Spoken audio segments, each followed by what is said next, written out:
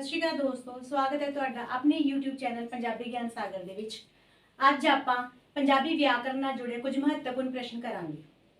ਸਭ ਤੋਂ ਪਹਿਲਾ ਪ੍ਰਸ਼ਨ ਹੈ, ਸਾਡੇ ਪੰਜਾਬ ਵਿੱਚ ਵਰਤੀ ਜਾਣ ਵਾਲੀ ਸਰਵ ਸਾਂਝੀ ਭਾਸ਼ਾ ਨੂੰ ਕੀ ਕਹਿੰਦੇ ਹਨ? ਤਾਂ ਉਸ ਦਾ ਉੱਤਰ ਹੈ ਮਿਆਰੀ ਜਾਂ ਟਕਸਾਲੀ ਭਾਸ਼ਾ। ਕੀ ਕਹਿੰਦੇ ਹਨ? ਮਿਆਰੀ ਜਾਂ ਟਕਸਾਲੀ ਭਾਸ਼ਾ।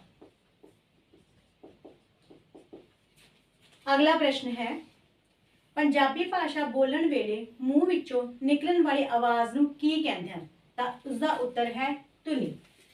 की कहंदे हन? धुनी। अगला प्रश्न है, पंजाबी धुनियां कितनी तरह दी होंदियां?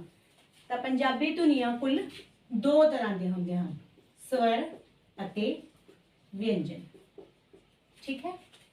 अगला प्रश्न है, पंजाबी वर्णमाला विच किन्ने अखर हैं? तो इसका उत्तर है 35। पंजाबी इसनूं 35 अखरी भी कहा जाता है, जिस विच टोटल 35 अखर होंदे हैं, प्लस 6 अखर जो असी फारसी भाषा तो उधारे लए हैं। वो किहड़े-किहड़े हैं? सस्से पैर बिंदी, खक्के पैर बिंदी, गग्गे पैर बिंदी, जज्जे पैर बिंदी, फफे पैर बिंदी ते लल्ले पैर बिंदी।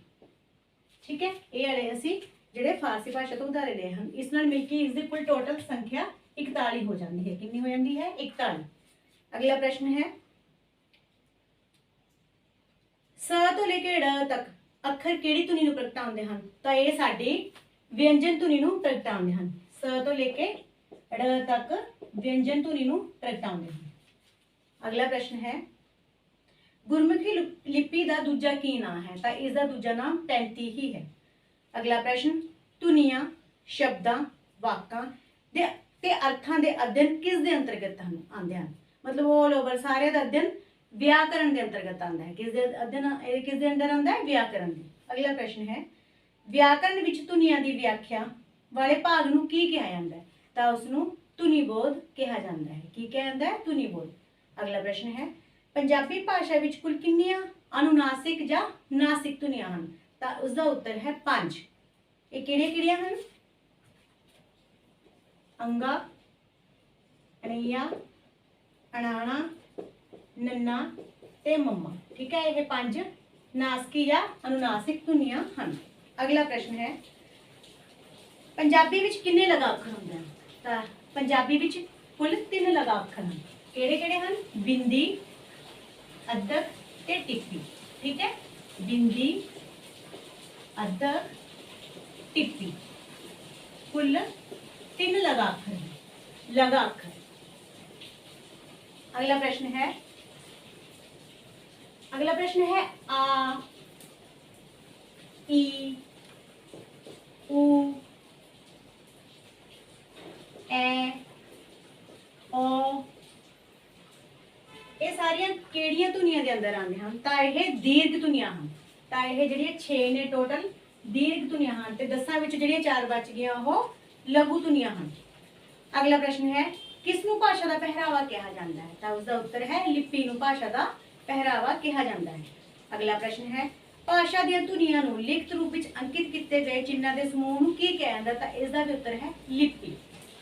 अगला प्रश्न है, पंजाबी वर्णमाला की नवीन टोली के अखर किहड़ी भाषा विच लए गए हैं? आपां पहले भी गल कर चुके हैं, फारसी भाषा विच लए गए हैं, जिहड़ी कि सस्से पैर बिंदी, खक्के पैर बिंदी, गद्दे पैर बिंदी, जज्जे पैर बिंदी, फफे पैर बिंदी, लल्ले पैर बिंदी। ठीक है। अगला प्रश्न, पंजाबी भाषा में लिखने लिए किहड़ी लिपि की लोड़ पैंदी है? तो उत्तर है गुरमुखी लिपि। अगला प्रश्न है, पंजाबी वर्णमाला के कुल कितने अखर पैरां विच लिखे जाते हैं? तो 3 लिखे जाते हैं। 3 अखर जिहड़े लिखे जाते हैं ह, र, व, जिन्हां कि दुत्त अखर भी कहा जाता है। की कहा जाता है? दुत्त अखर। यह पैरां विच लिखे जाते हैं। एग्जाम्पल के तौर पर जिवें प्रिंसीपल लिखते हैं, आप प्रिंसीपल लिखते हैं ना, तो पैर विच र पै गया इस तरह। ठीक है। अगला प्रश्न है, गुरमुखी विच स्वर धुनियां की गिनती कितनी है? स्वर धुनियां इन्हां दी गिनती 10 है। ठीक है। ये किहड़ियां-किहड़ियां हन? जिहदे विच आपां सारियां स्वर धुनियां की गल कर लैंदे हां, जिवें साडा मुक्ता, पन्ना, सिहारी, बिहारी, औंकड़, दुलैंकड़, लां, दुलां, ਹੋੜਾ ਤੇ ਕਨੋੜਾ। ठीक है, ये 10 ਧੁਨੀਆਂ ਨੇ। ਪੰਜਾਬੀ ਵਿੱਚ ਲਿਖਣਾ ਹੋਵੇ ਮੁਕਤਾ, ਕੰਨਾ, ਸਿਹਾਰੀ, ਬਿਹਾਰੀ, औंकड़, दुलैंकड़, ला, दुलावा, होड़ा ते कनोड़ा। ठीक है, ये सारियां साडियां 10 धुनियां टोटल आ गई। कितनी संख्या है? 10। अगला प्रश्न है, नाम दियां कुल कितनियां किस्मां होंदियां हन? तां नाम दियां कुल 5 किस्मां होंदियां हन। अगला है, नावां दा रूपांतरण कितने तरह दा हुंदा है? तां नावां दा रूपांतरण 3 तरह दा हुंदा है। अगला प्रश्न, गर्मी, सर्दी, धुप, छां पंजाबी व्याकरण दे शब्द दे किहड़े भेद हन? तां यह नाम दा रूप हन, मतलब ये नाम है एक तरह दा। अगला प्रश्न है, बाक विच किहड़ा शब्द किसी नाम दी थां ते वरतिया जांदा है तां अखवाउंदा है? तां ओह पड़नाम अखवाउंदा है। अगला प्रश्न है, पड़नाम दियां मुख कितनियां किस्मां हन? तां इसदा उत्तर है 6। ठीक है, अगला प्रश्न, पंजाबी विच वचन कितने तरह के होंदे हन? पंजाबी विच वचन 2 तरह के होंदे हन, एक वचन ते बहुवचन। अगला प्रश्न है, अद्धक दी वरतों किहड़ी-किहड़ी लगा नाल हुंदी है? तां मुक्ता, औंकड़ ते सिहारी। मुक्ता, औंकड़ ते सिहारी, इन्हां नाल जिहड़ी है अद्धक दी वरतों हुंदी है। अगला प्रश्न है,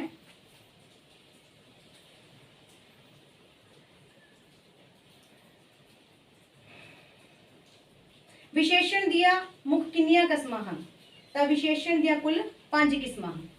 उस तो अगला प्रश्न है, नाम दी विशेषता, गुण, औगण या गिनती मिति दसन वाले शब्द की अखवाउंदा है? तां ओह क्रिया विशेषण अखवाउंदा है। नाम दी विशेषता, गुण, औगण या गिनती मिति दसन वाला क्रिया विशेषण अखवाउंदा है। अगला प्रश्न है, सवा दो, अद्धा, पौना, ढाई शब्द संख्यक विशेषण का किहड़ा रूप हैं? तो इसका उत्तर है यह कसरी संख्यावाचक विशेषण। कसरी का मतलब पूरे नहीं है, कंप्लीट नहीं है। ये अद्धा आ गया, पौना आ गया, है ना, सवा दो आ गया, इस तरह। अगला प्रश्न, विशेषण के प्रकार की संख्या, विशेषण के कितने प्रकार हैं, मतलब इन्हों की संख्या की है? तो यह आप कर चुके हैं 6 तरह के होंगे हैं। अगला प्रश्न है, सार्थक शब्दों के कितने भेद होंगे हैं? तो सार्थक शब्दों के 8 भेद होंगे हैं। अगला प्रश्न है, ਜਿਹੜੇ शब्द किसी काम का होना, करना या वापरन आदि काल सहित प्रगट करते हैं तां की अखवाउंदे हन? तां ओह क्रिया अखवाउंदे हन। अगला प्रश्न है, क्रिया कितने ढंगां नाल कीती जांदी है? क्रिया 4 तरह नाल कीती जांदी है। अगला प्रश्न है, जदों वाक दे अंत विच सहायक क्रिया इकल्ली आवे तां ओह किहड़ी क्रिया अखवाउंदी है? उत्तर है संसर्गी क्रिया ओह अखवाउंदी है। अगला प्रश्न, जो शब्द क्रिया की विशेषता दसे किहड़ा शब्द अखवाउंदे हन? क्रिया विशेषण। अगला प्रश्न, क्रिया विशेषण के मुख कितने प्रकार हैं? तां ओह 8 प्रकार का होंदा है। ठीक है, अगला प्रश्न है, जिहड़ा शब्द वाक विच नाम, पड़नाम या विशेषण का वाक दूजे शब्दों नाल संबंध प्रगटाउंदा है तो उसनूं की आखदे हन? तां इसदा उत्तर है उसनूं संबंधक कहते हैं। अगला प्रश्न है, संबंधक कितने प्रकार के होंदे हन? तां ओह 3 प्रकार के होंदे हैं। अगला प्रश्न है, असीं सारे घरों बाहर बैठे हाँ, बाहर बाग विच बाहर की है? असीं सारे घरों बाहर बैठे हाँ, इस विच बाहर बाग विच संबंधक है। अगला प्रश्न, जिहड़े शब्द दो वाकांशां या 2 शब्दों नूं आपस विच जोड़न दा काम करदे हन उन्हां नूं की कहंदे हन? तां इसदा उत्तर है योजक। अगला प्रश्न है, अर्थ के पक्षों योजक कितने प्रकार के होंदे हन? तां इसदा उत्तर है 2। अगला प्रश्न है, भावें वो गरीब है फिर भी कमीना नहीं, बाक विच भावें ते फिर भी की हन? तां इसदा उत्तर है यह अधीन योजक हन। अगला प्रश्न है, जिहड़े शब्द मन की खुशी, गमी या हैरानी के भाव प्रगटाते हैं तो उन्होंने की कहा जाता है? उन्होंने विस्मिक कहा जाता है। अगला प्रश्न है, विस्मिक कितनी तरह के होंगे हैं? तो यह 9 तरह के होंगे हैं।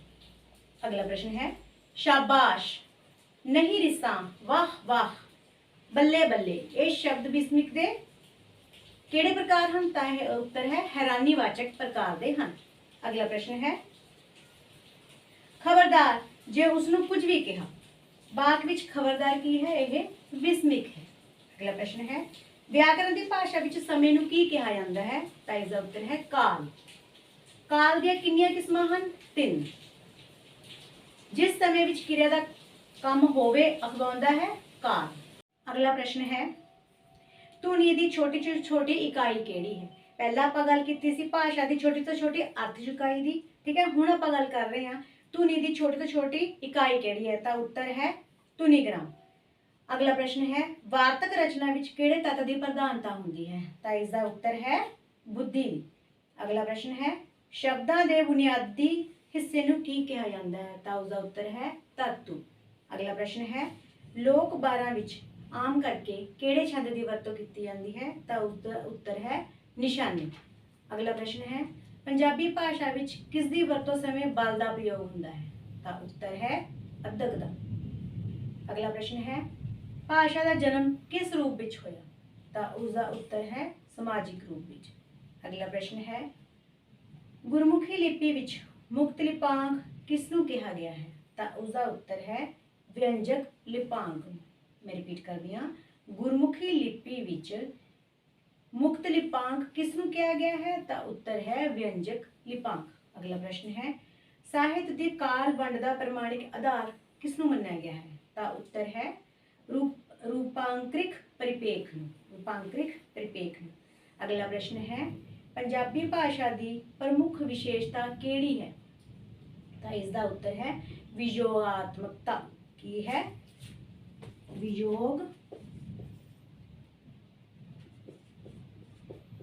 ਵਿਯੋਗਾਤਮਕਤਾ।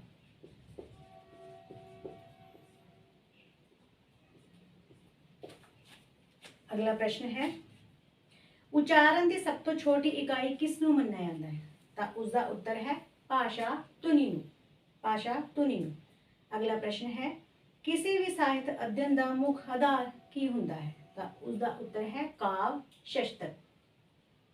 ਅਗਲਾ ਪ੍ਰਸ਼ਨ ਹੈ ਪੰਜਾਬੀ ਦੀ ਕਿਹੜੀ ਧੁਨੀ ਅਖੰਡੀ ਹੈ? ਤਾਂ ਉੱਤਰ ਹੈ ਨਾਸਿਕੀ। ਅਗਲਾ ਪ੍ਰਸ਼ਨ ਬ੍ਰੈਕਟ ਵਿੱਚ ਦਿੱਤੇ, ਜਿਵੇਂ ਇਹ ਬ੍ਰੈਕਟ ਹੈ ਇਹਦੇ ਵਿੱਚ ਜਿਹੜਾ ਆ ਦਿੱਤਾ ਹੋਇਆ ਬ੍ਰੈਕਟ ਵਿੱਚ ਦਿੱਤੇ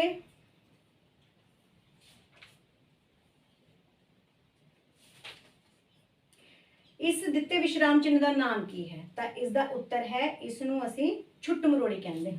ਇਸ ਨੂੰ ਅਸੀਂ ਛੁੱਟ ਮਰੋੜੀ ਕਹਿੰਦੇ ਹਾਂ। ਕਿਹਨੂੰ? ਇਹਨੂੰ ਜਿਹੜਾ ਉੱਪਰ ਦਿੱਤਾ ਹੁੰਦਾ ਨਾ ਛੁੱਟ ਮਰੋੜੀ, ਕੋਈ ਚੀਜ਼ ਪਾ ਕੇ ਉਹਦੇ ਉੱਪਰ ਐਂ ਪਾਇਆ ਹੁੰਦਾ ਤਾਂ ਉਸਨੂੰ ਛੁੱਟ ਮਰੋੜੀ ਕਿਹਾ ਜਾਂਦਾ ਹੈ। ਅਗਲਾ ਪ੍ਰਸ਼ਨ ਹੈ ਜਦੋਂ ਕਿਸੇ ਵਸਤੂ ਨੂੰ ਸੰਖੇਪ ਵਿੱਚ ਲਿਖਿਆ ਜਾਂਦਾ ਹੈ ਤਾਂ ਕਿਹੜੇ ਵਿਸਮਿਕ ਚਿੰਨ੍ਹ ਦੀ ਵਰਤੋਂ ਕੀਤੀ ਜਾਂਦੀ ਹੈ? ਤਾਂ ਦੁਬਿੰਦੀ ਦੀ ਵਰਤੋਂ ਕੀਤੀ ਜਾਂਦੀ ਹੈ।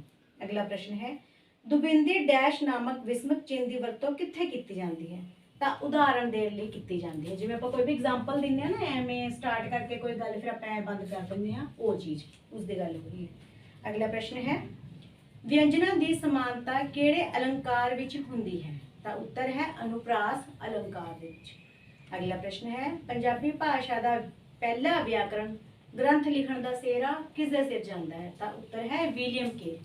ਇਹ ਕੁਐਸਚਨ ਲਿਖਣਾ ਵੀ ਬਣਦਾ ਹੈ ਕਿ ਪਹਿਲਾ ਪੰਜਾਬੀ ਵਿਆਕਰਣ ਲਿਖਣ ਵਾਲਾ विद्वान है?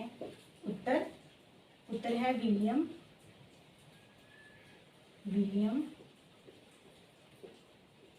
कैल। ये आ जाता होंगे प्रश्न, ये याद रखना। अगला प्रश्न है कई, कुछ, कोई, किसे, सर्वत ते सारे किस तरह के पड़नाम हैं? ਕਿਹੜੇ? ਕਈ, ਕੁਝ, ਕੋਈ, ਕਿਸੇ। ਇਸ ਜਿਹੜੇ ਦਿੱਤੇ ਹੋਏ ਨੇ ਕਿਸ ਤਰ੍ਹਾਂ ਦੇ ਪੜਨਾਮ ਹਨ? ਤਾਂ ਇਸ ਦਾ ਉੱਤਰ ਹੈ ਅਨਿਸ਼ਚੈਵਾਚਕ। ਕੀ ਹਨ ਇਹ? ਅਨਿਸ਼ਚੈਵਾਚਕ ਪੜਨਾਮ। ਅਗਲਾ ਪ੍ਰਸ਼ਨ ਹੈ ਜਿਹੜੇ ਪੁਰਖ ਨਾਲ ਗੱਲ ਕੀਤੀ ਜਾਂਦੀ ਹੈ ਉਹ ਕਿਹੜਾ ਪੁਰਖ ਹੁੰਦਾ ਹੈ? ਤਾਂ ਉੱਤਰ ਹੈ ਉਹ ਮੱਧਮ ਪੁਰਖ ਹੁੰਦਾ ਹੈ। ਅਗਲਾ ਪ੍ਰਸ਼ਨ ਹੈ ਜੋ ਕਰੇਗਾ ਸੋ ਭਰੇਗਾ। ਵਾਕ ਵਿੱਚ ਜੋ ਤੇ ਸੋ ਕੀ ਹਨ? मतलब जो ਦਿੱਤਾ ਹੈ ਨਾ, ਜੋ ਕਰੇਗਾ, ਸੋ पढ़ेगा। इस वाक विच जो ते सो की हैं, तो इसका उत्तर है यह पड़नाम हैं। ये की हैं? पड़नाम हैं, दोनों पड़नाम हैं। अगला प्रश्न है, ढोलक शब्द का विशेषण की है? जब गल करें ना विशेषता दसनी हो तो ढोलक शब्द का विशेषण की है, तो उसका उत्तर है ढोली। की है? ढोली। जे मैं तुहानू ऑप्शंस दे दा भी ढोल की हुंदा है, ढोला हुंदा है या ढोली हुंदी है, तो इहदे विच उत्तर आऊगा ढोली। अगला प्रश्न, थथलाउण या अधूरी गल प्रगटाउण समय किहड़े विस्मिक चिन्ह की वरतों की जाती है? तो इसका उत्तर है डैश। अगला प्रश्न है, रूप के आधार पर शब्द कितनी प्रकार के होंगे हैं? तो इसका उत्तर है 2। अगला प्रश्न है, जेड़े शब्द नाम या पड़नाम के वाक की क्रिया या होर शब्दों नाल संबंध प्रगटाउंदे हैं, तो उसनूं की कहते हैं? तो उसनूं कारक कहते हैं।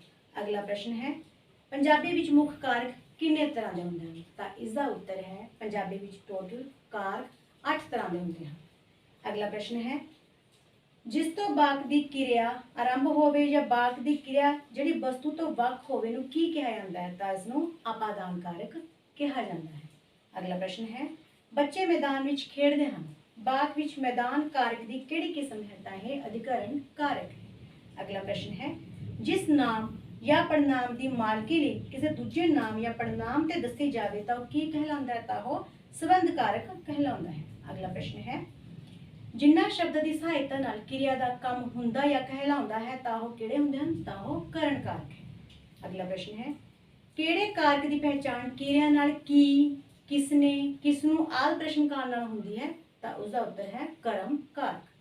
अगला प्रश्न है, की, केड़ी, जेड़ी, जो, किन्ना, तुहाडा, कौन शब्द किस तरह के विशेषण हैं? तो यह पड़नामी विशेषण हैं। अगला प्रश्न, सुआदला, फिक्का, कौड़ा, मिठा, पतला, गोरा, काला सब किस तरह के प्रश्न हैं? तो यह गुणवाचक प्रश्न हैं। अगला प्रश्न है, आह, ओह, ए, हार किहो जे विशेषण हैं? तो यह निश्चयवाचक विशेषण हैं। ये सी कुछ साडे महत्वपूर्ण प्रश्न। हुण उम्मीद है तुहानूं ये पसंद आए होणे। धन्यवाद।